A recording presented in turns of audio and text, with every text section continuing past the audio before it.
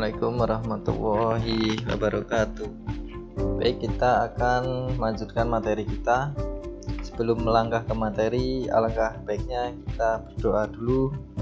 Semoga apa yang akan kita pelajari ini bisa bermanfaat dan mendapatkan keberkahan dari Tuhan.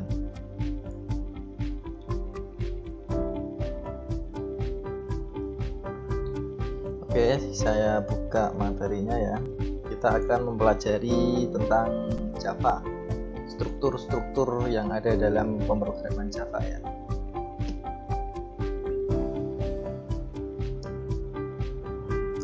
Pada dasarnya konsep awal Java itu memang dia bahasanya berbasis OOP, Object Oriented Programming.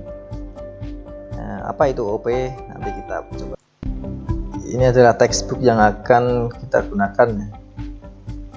Bisa dari referensi lain juga. Selain ini bisa explore sendiri tentang tutorial-tutorial tentang Java ya. Tapi saya menyarankan ini bagus, bukunya sangat komplit. Nah, kita akan mempelajari ini OOP konsep, Java fundamental, GUI, Advanced, dan nanti akan kita pelajari database. Baik, kita lanjutkan. Ini OOP konsep. Jadi konsep dari pemrograman dan paradigmanya itu tingkat bahasa pemrograman Java itu termasuk dalam bahasa tingkat tinggi ya. Nanti kita coba bandingkan dengan bahasa pemrograman tingkat sedang, tingkat rendah. Dan ini ada family-nya Java. Family-nya Java itu nanti ada banyak, ada Java SE, kemudian Java Enterprise, kemudian ada MA, dan yang lainnya. Jadi coba nanti kita pelajari satu persatu. Ini ada konsep dasar pemrograman OOP ya, ada kelas, objek, atribut, metode. Kemudian ada karakteristik pemrograman berorientasi objek. Nanti ada banyak karakteristiknya. Ada inheritance atau pewarisan, atau dan encapsulation, abstraction. Nanti kita pelajari satu persatu. Kemudian ada pengorganisasian kelasnya. Ada package, interface, jar, API. Apa itu nanti kita pelajari ya. Oke. Ini kita ngobrol umum tentang algoritma dan pemrograman dulu. Jadi pada dasarnya komputer itu bekerja hanya bisa mengenali angka 0 dan 1 ya. Hanya 0 dan 1, 0 dan 1 itu terus. Jadi manusia itu tidak paham jika mengenali angka 0, 1, 0, 1 apa itu. Maka itu kita perlu perangkat lain supaya bisa mengenali apa yang akan kita inginkan, kemudian diimplementasikan ke dalam sebuah program. Jadi ada perantaranya lah antara program dengan manusia. Itu perantaranya apa? Yaitu kita akan memakai pemrograman berbasis Java ini. Cara kerjanya gimana? Itu bahasa pemrograman Java itu diubah ke dalam bahasa yang dipahami oleh komputer dengan menggunakan interpreter atau compiler. Jadi nanti yang bekerja nanti mesin, kita hanya melakukan perintah-perintah yang akan kita gunakan saja. Kemudian diubah menjadi angka itu ya, 010101. Coba nanti kita pahami alurnya. Kemudian apa itu compiler? Apa itu interpreter? Compiler itu tugasnya mengkompilasi source code yang sudah kita create ya, yang sudah kita buat menjadi bentuk file yang bisa dieksekusi. Jadi sudah baris-baris code itu kita ubah menjadi sebuah program yang hanya tinggal pakai gitu aja. Kemudian ada interpreter. Interpreter itu juga mengkompilasikan dan menjalankan source code secara langsung ya. Jadi langsung kita jalankan. Tetapi interpreter ini mungkin sangat susah jika dijalankan oleh orang biasa. Mungkin kalau seorang programmer sudah bisa ya, tapi kalau bagi orang biasa sangat sulit untuk menjalankannya. Perlu di-compile supaya bisa ada GUI-nya atau Graphical User Interface-nya biar lebih memudahkan pengguna. Nah, seperti ini ya. Ini adalah bahasa C. Kemudian di-compile, kemudian menjadi angka 0101 seperti ini. Kemudian mesin mengubahnya menjadi program yang siap executable, yang siap dieksekusi, siap dijalankan ke dalam sebuah OS. Sedangkan Java di sini seperti ini, hampir sama prosesnya. Java kemudian di-compile, kemudian dia mengcompile per kelas-kelasnya, kemudian diolah oleh Java VM Virtual Machine, kemudian menjadi angka 0101 seperti ini, kemudian dieksekusi dalam sebuah komputer.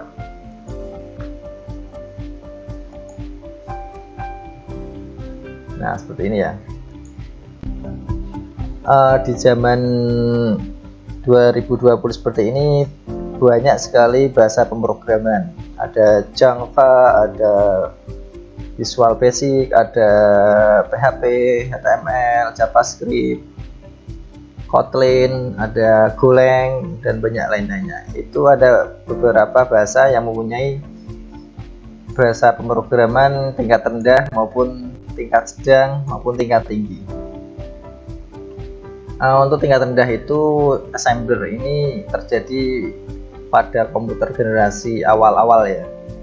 Kemudian pada tahun 1980-an sudah mulai muncul bahasa Pascal, bahasa C, Fortran yang biasa digunakan pada Windows XP, Windows dulu apa namanya, Windows agak lupa, ini lama sekali soalnya. Kemudian ada bahasa tingkat tinggi yaitu Java, C++, termasuk bahasa tingkat tinggi. Kemudian kita lanjutkan paradigma pemrograman. Sebagai programmer tentu kita sering mendengar berbagai paradigma pemrograman. Apa sih paradigma pemrograman? Paradigma pemrograman adalah gaya atau cara kita menulis sebuah program ya. Jadi ada beberapa cara kita dalam menulis sebuah program untuk memecahkan masalah yang kemudian diformulasikan di dalam bahasa pemrograman. Jadi yang pertama ada functional programming. Functional programming ini adalah paradigma pemrograman atau gaya dalam menulis program yang berkutat pada komputasi yang terjadi di dalam fungsi matematis dan menghindari terjadinya perubahan data. Jadi fungsi matematis sendiri adalah sebuah hubungan antara input yang akan mengembalikan sebuah output ya. Jadi paradigma functional programming ini menggunakan metode-metode yang banyak kita temukan dalam rumus-rumus matematika seperti function composition, varying, partial function, functor, dan lain-lain ya. Pemrograman fungsional ini mempunyai karakteristik yang penting yaitu the absence of side effect.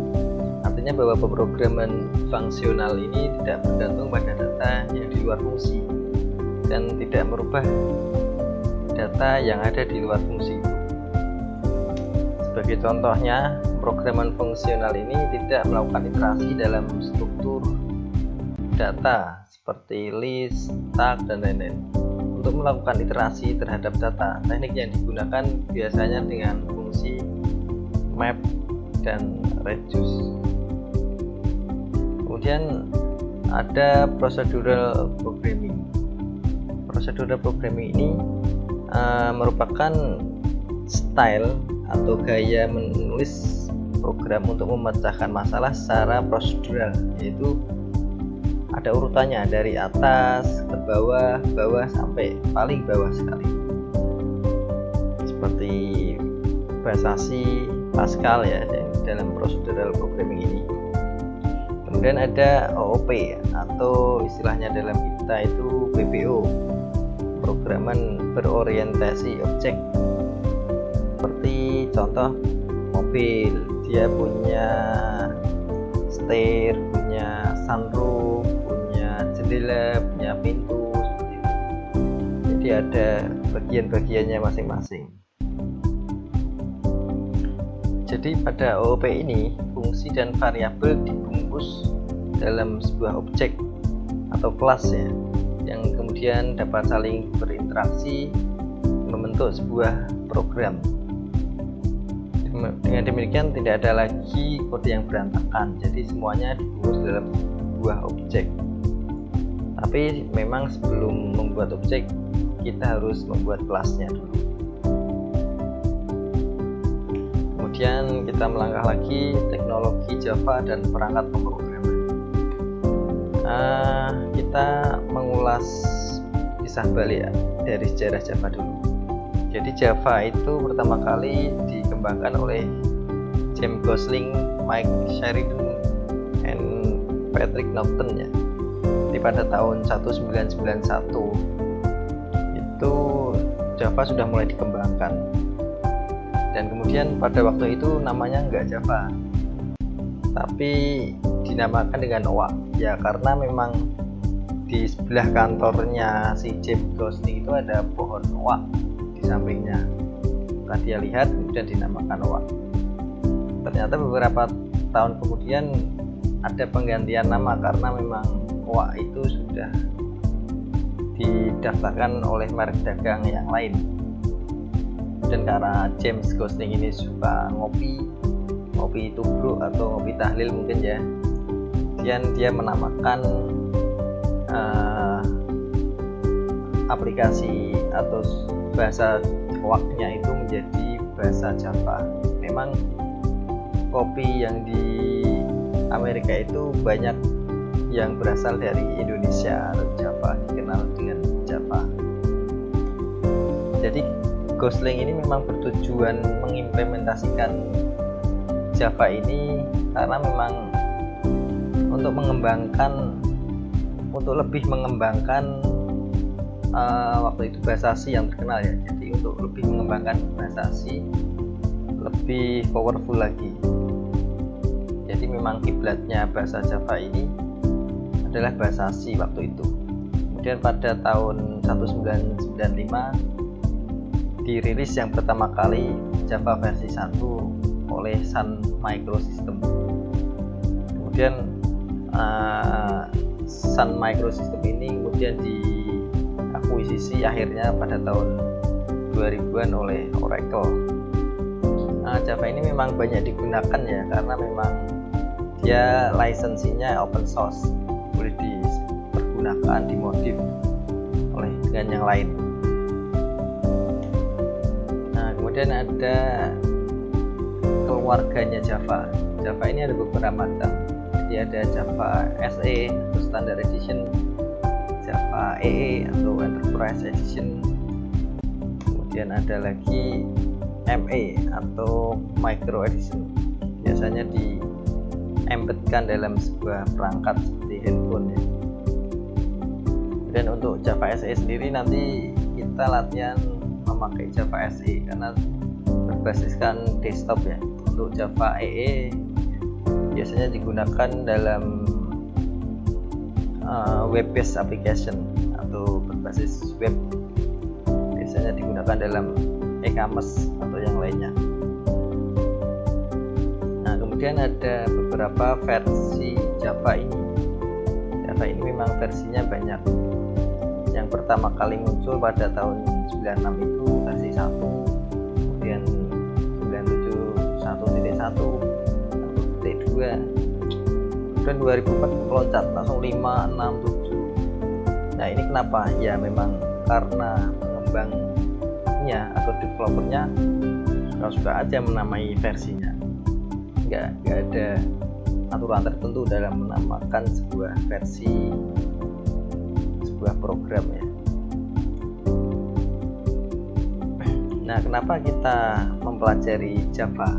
Yang pertama memang Java itu simple, kemudian base-nya Java memang OOP ya, jadi lebih mudah dikembangkan, lebih mudah di-maintain, lebih mudah dipahami nantinya karena berorientasi dengan objek. Kemudian ada platform independen, jadi memang bahasa Java ini bisa dijalankan multi platform, bisa dijalankan di iOS, Android, Windows, Linux, macam-macam, sehingga banyak yang menggunakannya di berbagai platform. Kemudian yang ketiga adalah open source. Nah, jadi memang tidak dikenakan biaya, bisa dimodif lagi, jadi untuk pengembangannya lebih luas nantinya. Kemudian ada di situs TOB itu memang dia memperingkat semua bahasa pemrograman, dan bahasa pemrograman yang paling sering digunakan umat manusia itu memang bahasa Java. Jadi nanti dari tahun 2003 dia selalu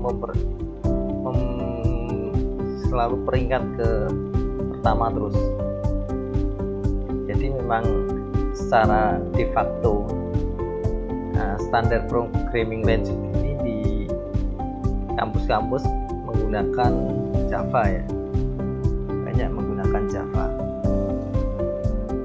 Nah, ini adalah sebagian contoh aplikasi yang dibangun berbasis Java. Ada SPSS, RapidMiner, kemudian ada Bijaki.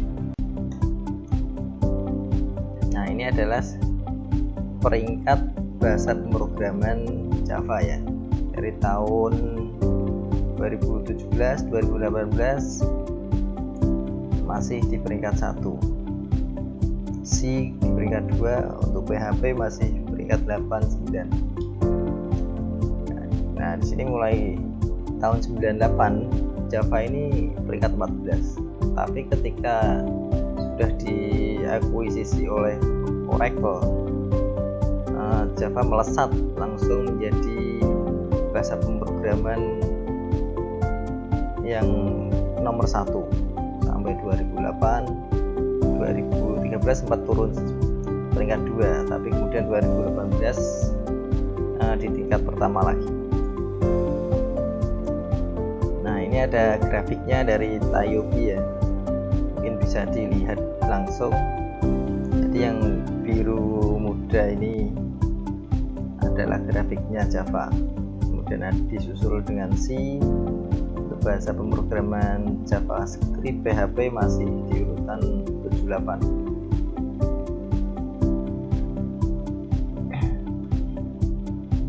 Jadi nanti ada beberapa perangkat kita untuk membuat sebuah program dalam Java. Nanti kita membuat coding Javanya menggunakan NetBeans ya. Sebenarnya tidak hanya NetBeans, ada Eclipse, ada JCreator, bisa juga pakai text editor biasa seperti Notepad, Visual Code Studio. Tapi kita pakai NetBeans karena memang NetBeans ini sudah IDE sudah bisa dikembangkan dengan GUI-nya, user interface-nya. Nah, pertama nanti kita instalasi dulu Java NetBeans-nya. Sebelum diinstal harus kita menginstall JDK-nya dulu, mungkin JDK versi 9, versi 8 sorry. Kemudian di NetBeans-nya pun nanti kita download atau install versi 8.2 ya. Kemudian ikuti seluruh proses instalasinya sampai selesai ya, seperti install aplikasi biasa.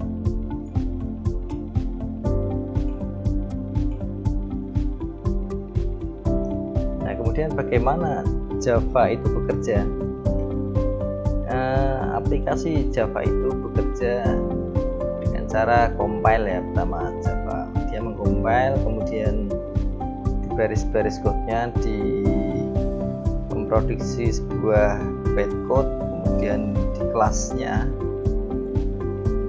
diterjemahkan dengan web server,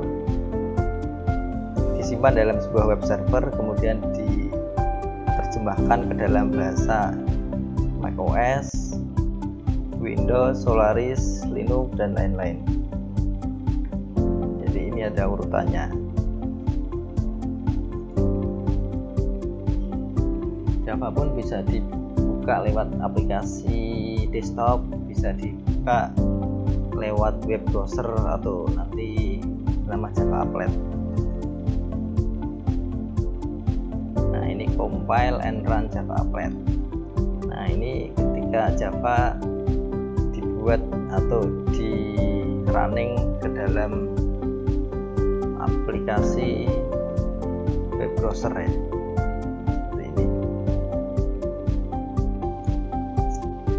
Kita coba latihan menulis bahasa Java menggunakan GUI atau menggunakan tanpa GUI.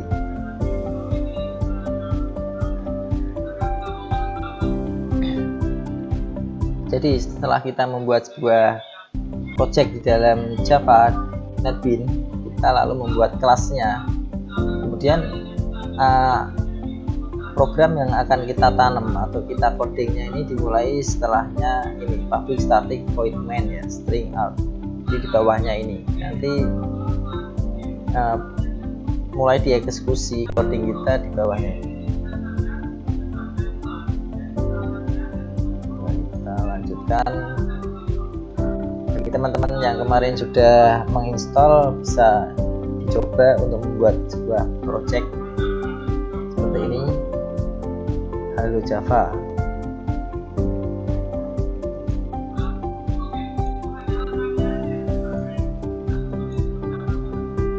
Nah, kita latihan dulu ya, latihan membuat project dengan NetBeans. Nah, caranya buka awal ya Javanya ya. Kemudian file, new project di sini. Setelah itu dipilih Java, kemudian Java application, kemudian di next kita kasih nama project name-nya, terserah dengan nama masing-masing. Kemudian untuk main class di sini ini tanpa spasi ya, nggak boleh ada spasi, harus digabung semua. Untuk yang project name bisa pakai spasi atau enggak, tidak masalah. Setelah itu kemudian di finish, nanti akan membentuk sebuah project Java seperti ini, dan ada kelasnya Java novel.java ini ya kelasnya. Nah, ini coding kita ditaruh di bawah ini, to code application di bawah sini. Nah, untuk membuat kelas lagi bisa di kanan foldernya, kemudian new Java class, kemudian dibuat kelas baru, kemudian finish. Nah, coba nanti buat seperti ini dulu, kita latihan. Nah, setelah dibuat bisa di run atau dijalankan dengan cara mengklik kanannya kemudian run file. Nah, nanti akan outputnya seperti ini, halo ITS Kalongan. Nah, oke, teman-teman di pause dulu videonya, lalu silahkan latihan membuat Java ya. Kemudian konsep dasar OOP itu apa? Jadi ada kelas, objek, method, atribut, dan yang lainnya. Nah, OOP itu dasarnya adalah seperti ini, seperti manusia. Pada gambar ini dia punya atribut topi, baju, jaket, kemudian ada dia memakai tas, ada kaki, ada mata, kemudian ada behaviornya. Behaviornya apa itu? Yaitu cara dia jalan ke depan, cara dia mundur, kemudian cara dia belok, kiri atau ke kanan, dan cara dia memanjat itu adalah sebuah behaviornya. Contoh selanjutnya adalah sebuah mobil ya. Jadi diibaratkan mobil itu adalah sebuah objek. Jadi nanti mobil punya beberapa atribut ya, yaitu seperti ban, setir, pedal, rem, gas, ada warna, ada tahun produksi, dan lain-lain. Kemudian juga sebuah mobil itu punya beberapa behavior atau sifat-sifat dari mobil itu, bagaimana cara menghidupkan mesin, kemudian bagaimana cara menjalankan mobil, dan cara memundurkan mobil. Itu merupakan sebuah atribut atau bisa juga disebut sebagai variabel atau member-membernya. Atribut ini merupakan sebuah variabel, sedangkan behavior adalah sebuah metodenya ya, atau fungsi. Kemudian apa perbedaan kelas dan objek? Kelas itu adalah konsep dan deskripsi dari sesuatu.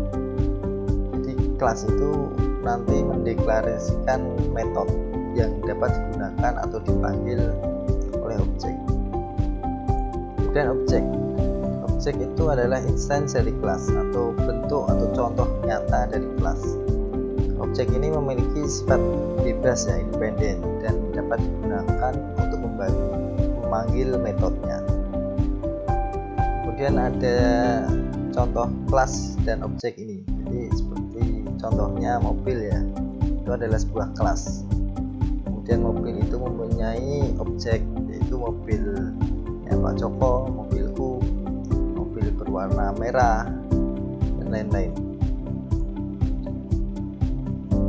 Nah, seperti kelas cetakan kue, ya, dimana kue yang dihasilkan dari cetakan kue itu adalah sebuah objek. Kemudian kue itu mempunyai bermacam-macam warna meskipun dari cetakan yang sama ya. Jadi bisa memiliki sifat independen. Seperti contohnya adalah person, adalah nama orang ya. Joe Smith, usia 24. Person juga bisa bernama Mary Sharp, usia 52. Kemudian kelas itu sama dengan metode ditambah variabel. Seumpama di sini ada kelas sepeda. Kelas sepeda itu punya variabel apa? Nah, di sini ada variabel gear, ada kecepatan. Sedangkan metode itu adalah sebuah behavior ya. Jadi bisa menampilkan kecepatan, bisa mengubah gear, dan lain-lain. Kemudian objek itu apa? Objek itu adalah metode tambah variabel yang memiliki nilai. Contoh di sini saya membuat kelas objek sepedaku ya. Jadi instant variabelnya ada gear 3, kecepatannya 10 km per jam. Sedangkan instant metodenya bisa menampilkan kecepatannya, kecepatan Anda 10 km per jam, dan bisa mengubah gear kelima itu ya contohnya. Jadi atribut adalah variabel yang mengitari kelas dengan nilai datanya bisa ditentukan di objek. Variabel juga bisa digunakan untuk menyimpan nilai yang nantinya digunakan pada program. Variabel ini memiliki beberapa jenis tipe, nama, dan juga nilai ya. Seperti nama orang, umurnya berapa, berat badannya berapa, ada sebuah atribut atau variabel dari kelas person atau kelas manusia ya.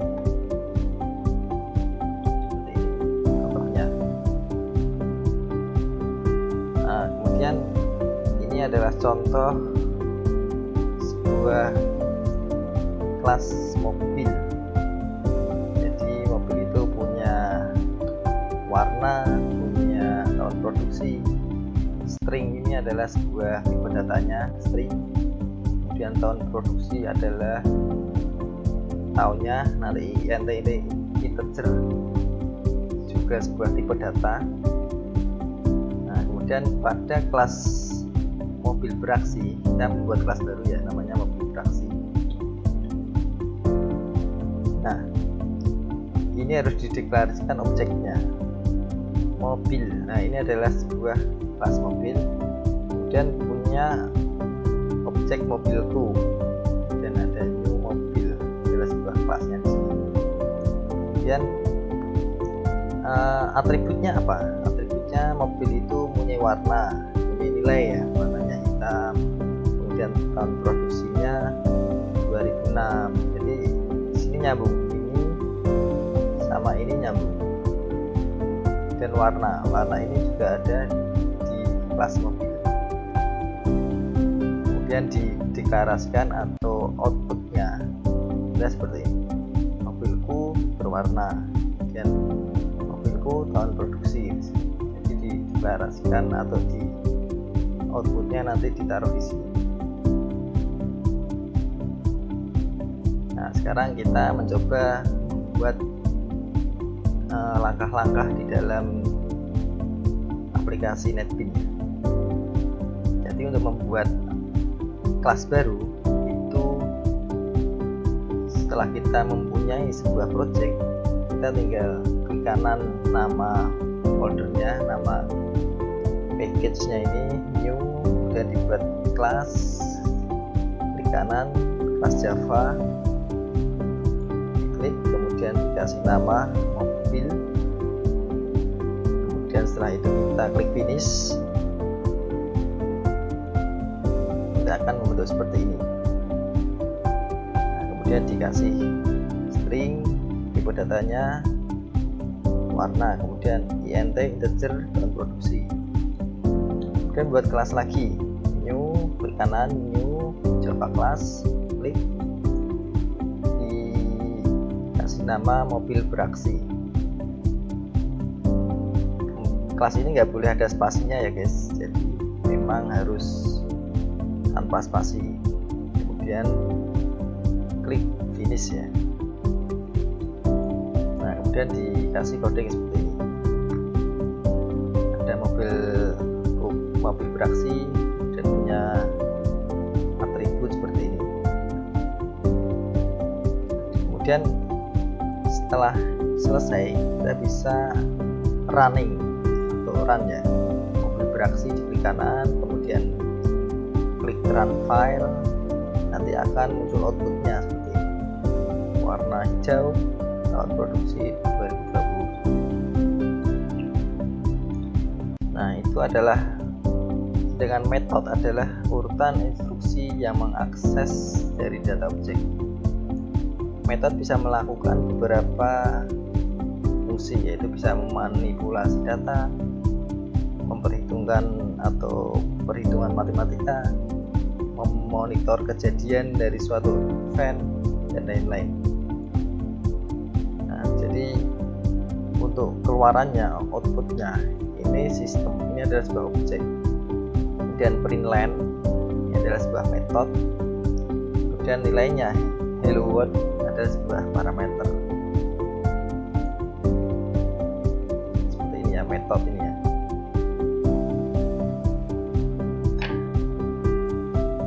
Bisa dipahami ya teman-teman. Nah, ini adalah contoh tadi, kelas mobil, kemudian mobil beraksi. Coba sekarang teman-teman bisa buka lagi nantinya, kita mencoba aplikasi ini, kita mencoba membuat ini.